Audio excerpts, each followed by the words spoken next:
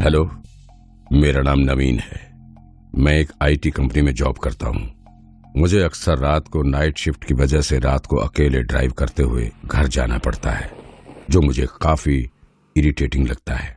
मेरे बॉस को मैंने काफी बार रिक्वेस्ट की थी कि वो मुझे नाइट शिफ्ट ना दे, पर उन्होंने मेरी रिक्वेस्ट को हमेशा नजरअंदाज कर दिया। पर उस रात के हादसे के बाद मैंने नाइट शिफ्ट करने से तौबा कर ली। मुझे ऑफिस में काम करते करते काफी लेट हो गया था। करीब करीब 10 बज गए थे। थोड़ी देर बाद बॉस ने मुझे अपनी केबिन में बुलाया। नवीन, आज तुम्हें एक क्लाइंट के घर जाना पड़ेगा। उसे एक प्रोजेक्ट रिपोर्ट देनी है। थोड़ा अर्जेंट है, इसलिए अभी जाना पड़ेगा। मुझे गुस्सा तो बहुत आ रहा था, पर मैं बॉस को कुछ नहीं कह सकता था।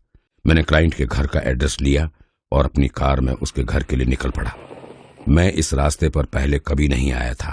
क्लाइंट का घर थोड़ा दूर था और उनके घर का रास्ता काफी सुनसान दिखाई पड़ रहा था। मैं ड्राइव करके बोर हो रहा था, इसलिए मैंने अपनी कार में सॉन्ग्स चलाना शुरू कर दिया। रास्ता इतना खाली के लग रहा था कि कोई इस रास्ते पर रात को आता ही नहीं हो।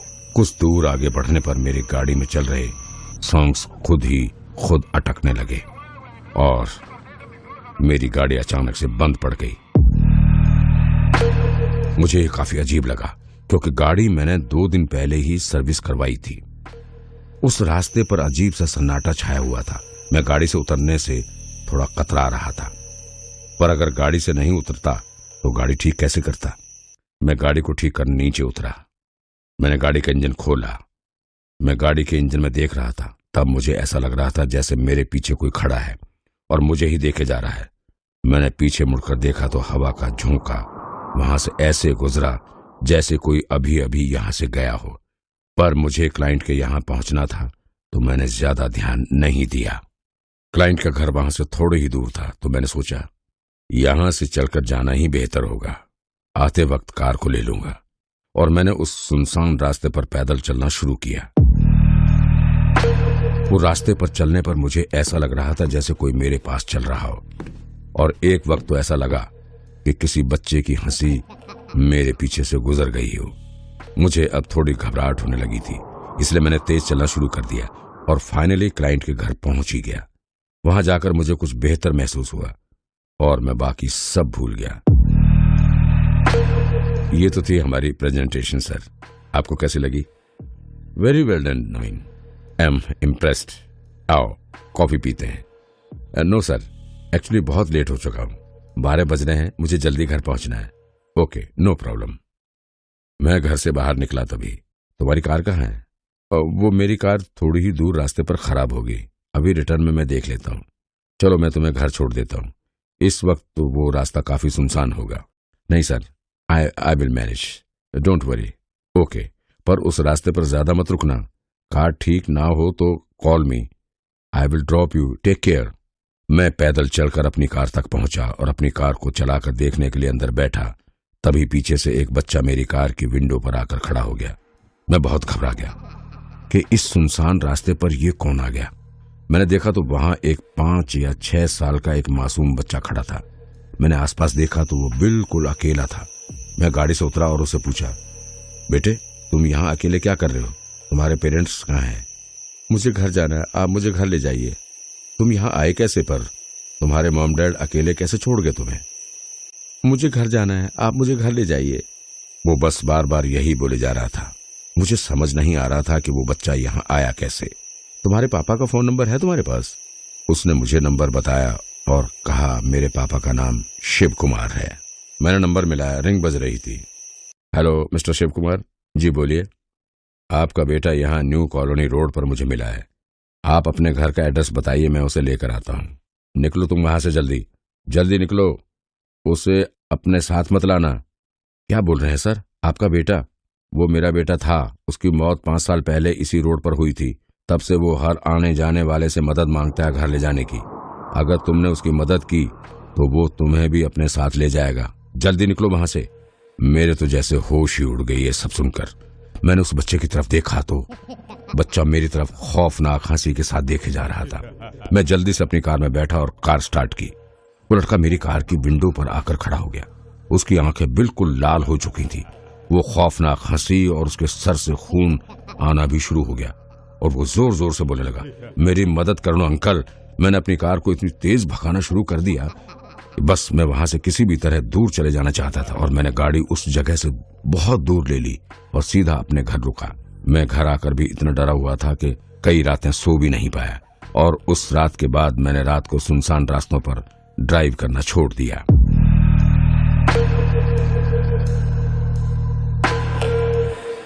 ये कहानी थी पुणे में रहने वाले नवीन जी की। आई होप आप लोगों को ये कहानी पसंद आई होगी।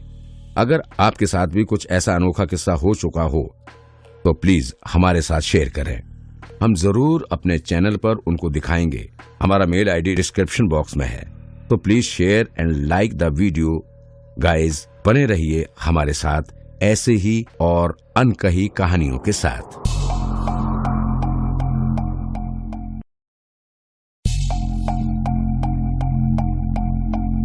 Hello, my name is David. मैं एक म्यूजिशियन हूँ और मेरी उम्र 20 साल है। जैसे हम सबको पार्टीज और म्यूजिक कंसर्ट पसंद है, वैसे ही मुझे भी पार्टीज पर जाना और वहां परफॉर्म करना बेहद पसंद है। और 3 साल पहले के कॉलेज म्यूजिक पार्टी के बाद सब कुछ बदल गया। मुझे याद है उस दिन सुबह से ही मैं बहुत खुश था क्योंकि फाइनली इतने इंतजार के बाद कॉलेज म्यूजिक कंसर्ट आ ही गया था। मॉम, मेरी गिटार कहाँ है? तुम्हारे कमरे में है डेविड, अच्छे से चेक करो डियर। प्लीज मॉम, आप ढूंढ दीजिए ना जल्दी से। ये क्या, तुम्हारे बेड के पास ही तो पड़ी है। ओह सॉरी मॉम, एक्चुअली आज मैं बहुत एक्साइटेड हूँ। आज हमारे कॉलेज की तरफ से म्यूजिक कंसर्ट रखा गया है और मैं उसमें परफॉर्म करने वाला हूँ। ओह दैट्स ग्रेट बेटा। पार्टी कहाँ है वैसे? इस साल हमारे सीनियर्स ने पार्टी वो पुराना कैंपस है ना, उसमें रखी है। तो एक्साइटेड ना हूँ क्या मॉम? ओके, एंजॉय करना और अपना ध्यान भी रखना and best of luck for your performance dear. मैं उस दिन बहुत एक्साइटेड था और पूरी तरह से परफॉर्म करने के लिए तैयार भी था। मैं और मेरा दोस्त जेएल कॉलेज के पुराने कैंपस पहुंचे। वो जगह काफी पुरानी थी, लेकिन सीनियर्स ने उसे काफी अच्छे से डेकोर किया हुआ था। Are you ready for performance David? Yeah, मैं बिल्कुल रेडी हूँ, स्टेज से बात करते हुए। तो आज की शाम की हमारी सबसे खास परफॉर्मेंस है डेविड की विद हिज ओन गिटार। सो तालियों से स्वागत कीजिए। सब लोग मेरे लिए तालियां बजा रहे थे और मैं स्टेज के पीछे खड़ा स्टेज पर जाने का वेट कर रहा था। तभी अचानक मेरा गिटार पीछे से किसी ने पकड़ लिया। मैंने जैसे ही पीछे मुड़कर देखा, वहां जोकर के कपड़ों में एक आदमी खड़ा था। वो मेरी तरफ देखे जा रहा था, जिससे मुझे कुछ अजीब सा महसूस होने लगा था। मैंने फाइनली उससे पूछा, जी आप कौन? आपने मेरा गिटार क्यों पकड़ा हुआ है? तुम सिर्फ मेरे लिए परफॉर्म करो और किसी के लिए नहीं। मुझे उसकी बात सुनकर बहुत अजीब लगा। मैं सबके लिए परफॉर्म करने वाला हूँ, आप भी मेरी परफॉर्मेंस देख सकते हैं। उसने गुस्से में एकदम मेरे चेहरे के पास आकर आंखों में आंखें डालकर कहा, मैंने कहा ना तुम सिर्फ मेरे लिए गाओगे, तुम समझ क्यों नहीं रहे हो? उस वक्त उसकी आंखें पूरी तरह लाल हो चुकी थी और तो और उसने मेरा गिटार इतना कस के पकड़ा हुआ था कि मैं उसे छुड़ा भी नहीं पा रहा था। मेरे पैर अब कांपने लगे थे। तभी पीछे से आवाज आई, डेविड चलो, सब लोग स्टेज पर तुम्हारी वेट कर रहे हैं। मैंने पीछे मुड़कर देखा और आगे मुड़ा तो वो जोकर गायब हो चुका था। कहाँ गया वो? अभी तो यहीं था। कौन कहाँ गया? ये सब छोड़ो, चलो स्टेज पे, 2 बार तुम्हारा नाम ले चुके हैं। मैंने सब कुछ इग्नोर किया और स्टेज पर चला गया। स्टेज पर जाते ही मुझे जैसे सुकून मिल गया। सब लोग मेरी परफॉर्मेंस का वेट कर रहे थे और मेरा नाम पुकार रहे थे, डेविड डेविड। मैंने अपनी परफॉर्मेंस शुरू की और सॉन्ग शुरू किया। उस वक्त मैं सब बातों को भूल चुका था। मेरा परफॉर्मेंस मेरे लिए सबसे इम्पोर्टेंट था और मैं उसे खराब नहीं करना चाहता था। मैं अपने सॉन्ग में इतना खो गया और जब मैंने सॉन्ग कंप्लीट करके अपनी आंखें खोली तो मेरे रोंगटे खड़े हो गए। वो जोकर मेरे एकदम सामने खड़ा हुआ था स्टेज पे। तुम यहाँ कैसे आए? जाओ यहाँ से। मैंने कहा था ना, तुम किसी के लिए नहीं गाओगे। तुमने मेरी बात नहीं मानी ना, तो मुझे ही तुम्हारे पास आना पड़ा। देखो यहाँ से चले जाओ। मेरा पूरा चेहरा पसीना पसीना हो चुका था। मुझे समझ नहीं आ रहा था कि मैं क्या करूं। मैं चिल्लाना चाहता था, लेकिन मेरी आवाज भी बाहर नहीं आ रही थी। मैं इतना घबरा गया था कि मैं स्टेज पर ही बेहोश हो गया, और जब मुझे होश आया तब मैं कैंपस के ऊपर के एक कमरे में था और मेरा दोस्त मेरे पास खड़ा हुआ था। David, are you alright? क्या हुआ तुम्हें? तुम बेहोश कैसे हो गए? वो कहाँ गया? कौन डेविड? तुम किसकी बात कर रहे हो? यहाँ तो सिर्फ मैं ही हूँ। नहीं, वो स्टेज पर भी मेरे सामने आ गया था। वो मेरे पीछे ही पड़ गया है। स्टेज पर तो तुम्हारे पास कोई नहीं था। तुम अचानक से बेहोश हो गए, इसलिए मैं तुम्हें यहाँ आराम करने के लिए ले आया। मुझे समझ नहीं आ रहा था कि किसी ने उसे देखा तक नहीं। तुम यहाँ आराम करो, मैं तुम्हारे लिए नीचे से जूस ले आता हूँ। मैं उस कमरे में आराम कर रहा था कि मेरी नजर उस कमरे की तस्वीरों पर पड़ी, और जब मैंने उन तस्वीरों को आगे जाके देखा तो मुझे खुद पर यकीन नहीं हो रहा था। उन तस्वीरों में वही जोकर था जो मुझे बार बार परेशान कर रहा था। मेरे पैरों से तो जैसे जमीन ही निकल गई। उन तस्वीरों में जोकर एक स्टेज पे था और उसके हाथ में गिटार था। ये लो जूस। ये कौन है? ये किसकी तस्वीर है? क्रिस्टिन, क्या तुम्हें कुछ पता है? इस कहानी के बारे में सबको पता है, तुम नहीं जानते। क्या? क्या नहीं जानता? क्या नहीं जानता क्रिस्टिन? बताओ मुझे। ये मिस्टर डिसूजा हैं। ये कैंपस उन्हीं का है। उनकी एक खूबसूरत वाइफ और एक बेटी थी। उन्हें म्यूजिक और गिटार का बहुत शौक था। वो अक्सर अपने इस कैंपस में म्यूजिक पार्टीज और कंसर्ट अरेंज किया करते थे। ऐसा सुना है कि वे खुद भी गाते थे, बट सिर्फ अपनी और बेटी के लिए, और वो हमेशा जोकर बनते थे और अपनी बेटी और वाइफ के लिए परफॉर्म किया करते थे। पर उनकी वाइफ ने धोखा दे दिया। उनकी वाइफ एक दिन अपनी बेटी को लेकर अपने एक्स बॉयफ्रेंड के साथ भाग गई और मिस्टर डिसूजा एकदम अकेले रह गए। अपनी वाइफ के जाने के बाद वो हमेशा इसी कैंपस में रहते थे। वो भी जोकर के कपड़े पहने।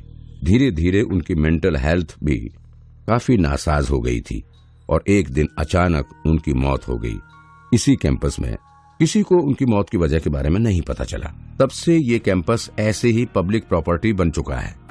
अक्सर यहाँ पार्टीज और सोशल गैदरिंग रखी जाती है। पर तुम ये सब क्यों पूछ रहे हो? छोड़ो इन बातों को। तुम्हें कौन सा यहाँ मिस्टर डिसूजा के लिए परफॉर्म करना है? ये लो जूस, पी लो तुम।